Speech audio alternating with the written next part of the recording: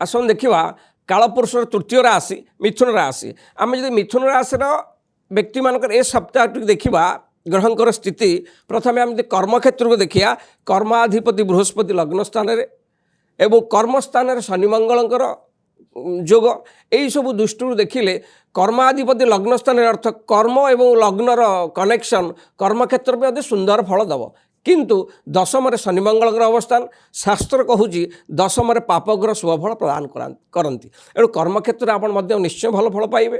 कर्माधिपति बृहस्पति लग्न अच्छी आपण निज मन मुताबिक कर्म पाइबे।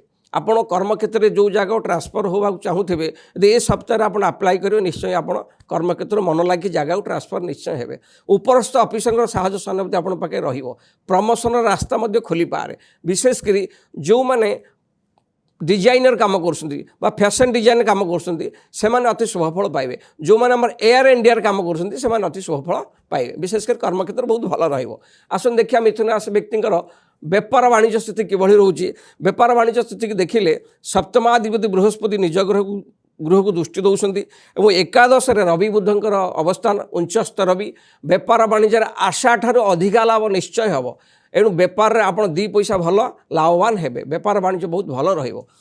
आसन देखिबा मिथुन राशि व्यक्तिंकर पारिवारिक स्थिति सप्ताह किभली रहिबो।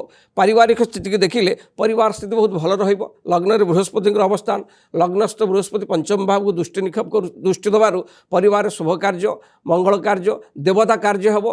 कौनसी संतान संतति मानकर विवाह कार्य स्थिर पूर्ति समय निर्धारण हो पारे। आसन देखिए मिथुन राशि मानकर आर्थिक स्थिति किभली रहिबो। अर्थ क्षेत्र बहुत भल रहिबो कारण एकादश रवि बुधंकर अवस्थान बुधादित्य योग होउथिबारु रवि उच्चस्थ थिबारु बाकी रहिथिबा अर्थराशि फेरी पाइबे। जे सरकार ऊपर कौन से अर्थराशि आप बाकी पड़ी से निश्चय आपण को हस्तक्षेप हम अर्थ क्षेत्र बहुत भल रसुविधा किसी ना।